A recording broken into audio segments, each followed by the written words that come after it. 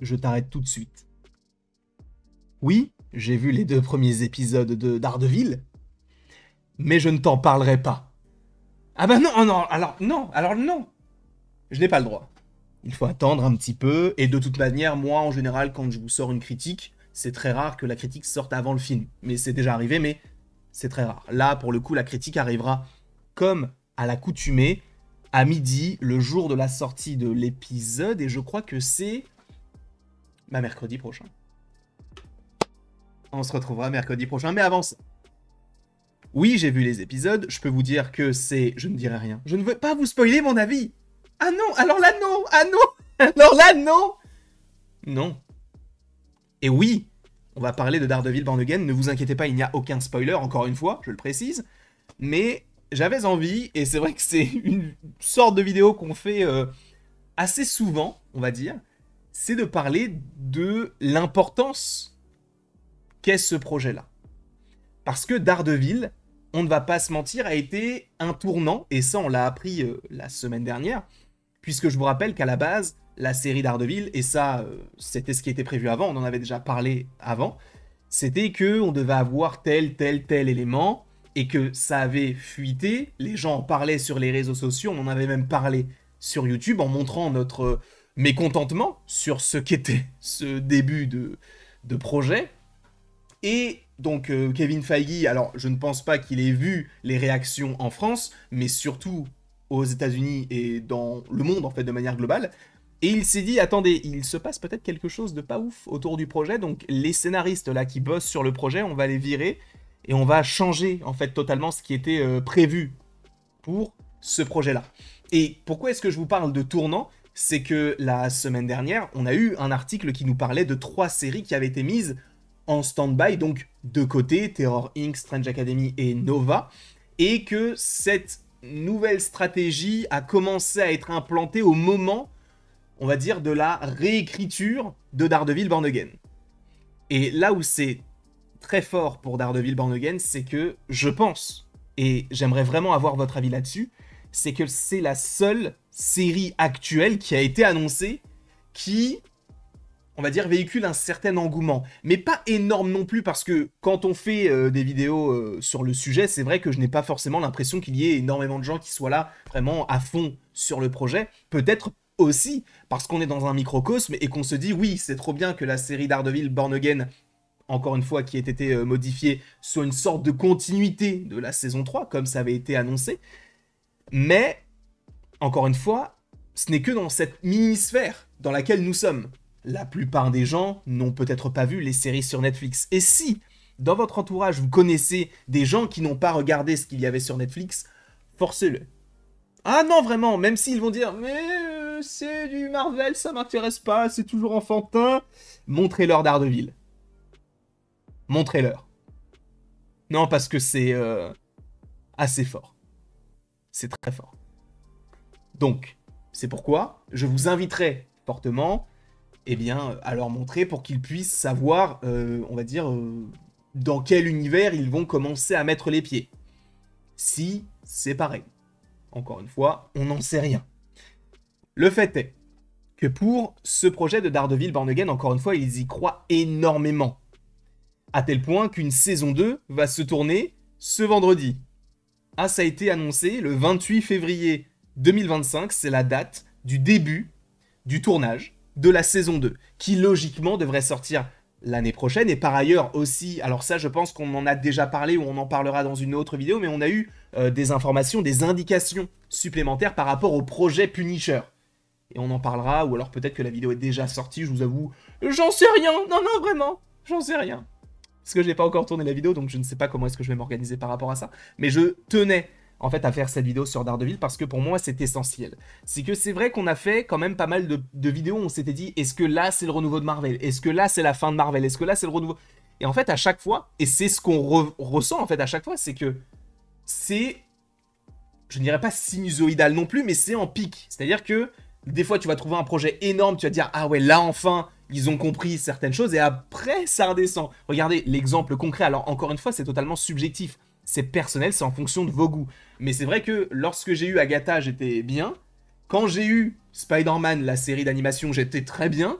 Et là, en redescendant avec du Captain America, bon, j'étais petit peu plus mitigé. Là, à voir ce que cela donnerait pour Daredevil, à voir ce que cela donnerait après pour les Thunderbolts, que j'attends énormément, ou pour les 4 Fantastiques. Et c'est vrai que là, même si ça a l'air d'être un petit peu, on va dire, irrégulier, on a quand même tendance à voir cette irrégularisation, mais qui est d'une certaine manière en constante évolution et en constante progression, si j'ose dire. On n'est pas non plus avec du Captain America à la même échelle par rapport à un She-Hulk, par exemple. On est loin de ça. Je n'ai pas forcément trop aimé le film Captain America, mais force est de constater qu'on n'est pas non plus à cette même échelle-là. Donc, on a quand même du mieux, on va dire.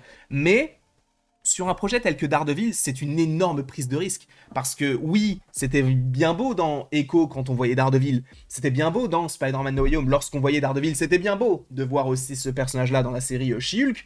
Mais là, c'est un projet sur lui. Donc il ne faut pas qu'il se trompe. Il ne faut pas qu'il fasse trop de Netflix. Mais non plus, il ne faut pas qu'il s'en éloigne trop. Parce que c'est ce qui a fait aussi le succès du personnage.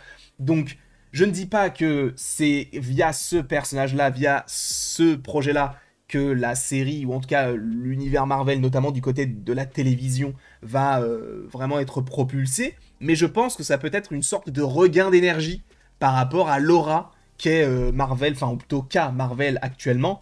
Donc on verra comment tout cela évolue. Encore une fois, je vous rappelle que la saison 2 se tourne, normalement à partir de vendredi, et elle pourrait sortir l'année prochaine.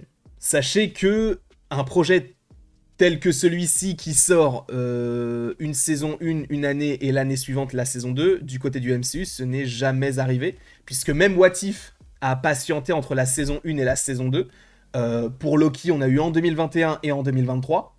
Donc là, c'est la première fois qu'on a ça. Donc forcément qu'ils y croient. Le personnage est très populaire, encore une fois. Il a fait la passerelle entre plusieurs projets qui étaient vraiment très différents les uns des autres. En plus de ça, avec à chaque fois un costume différent, puisque dans She-Hulk, il a le costume doré et rouge. Dans No Way Home, il n'a même pas de costume, même s'il agit. D'ailleurs, c'est par rapport à cette petite pop-là. Et aussi, dans Echo, il a le costume rouge. Donc en vrai, il est souvent là. On a l'impression, en tout cas, je ne sais pas ce que vous en pensez, que vu le succès des séries Netflix, en tout cas critiques, ils se disent peut-être, ok, je vois un peu l'aura, du coup, on va dire l'envergure que peut avoir un Daredevil. Peut-être que cela peut être notre nouvelle tête d'affiche du côté de la télévision. Télévision / Disney+, évidemment. Puisque je vous rappelle que Marvel a créé plusieurs filiales, studios, animation, télévision, Spotlight, enfin bref, il y a de tout, Special, enfin bref. Donc peut-être qu'ils vont se servir de ce personnage-là, qui avait déjà une belle popularité, mais en même temps, pas tant que ça. Parce qu'encore une fois, on est dans ce microcosme, et tu vas me dire, mais si tout le monde connaît Daredevil, tout le monde a aimé la série.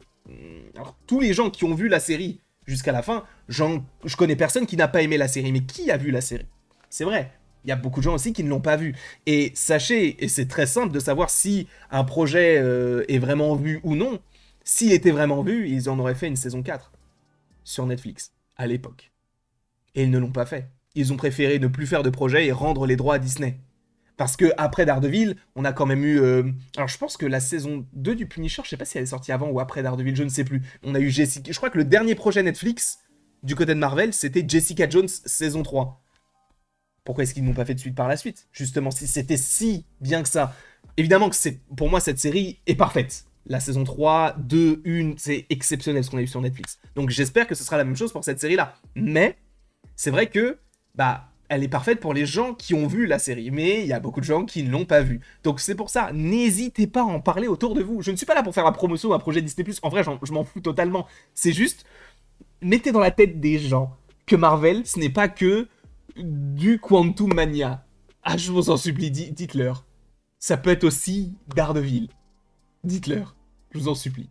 Bref, en tout cas, sachez que mon avis par rapport à Daredevil Born Again, on en parlera dans ma critique. Là, évidemment, je ne veux pas vous spoil ni mon avis. Parce qu'en vrai, j'aurais pu, j'ai l'occasion normalement de vous donner en fait vite fait mon avis pour vous dire si j'ai bien aimé ou non. Mais ça, faudra attendre mercredi à midi. En tout cas, je vous remercie beaucoup d'avoir été présent dans cette petite vidéo assez simple, mais qui était selon moi un peu nécessaire. N'hésitez pas à me dire ce que vous en avez pensé. N'hésitez pas non plus à aimer, à partager, à vous abonner si ce n'est pas déjà le cas. Et après tout ceci, il ne me reste plus qu'à vous dire à la prochaine, pour la prochaine. Et encore une fois, merci beaucoup à vous d'avoir été présents. On se retrouve d'ici quelques temps pour de nouvelles vidéos et pour de nouvelles aventures. Et d'ici là, évidemment, passez une excellente journée, bien sûr.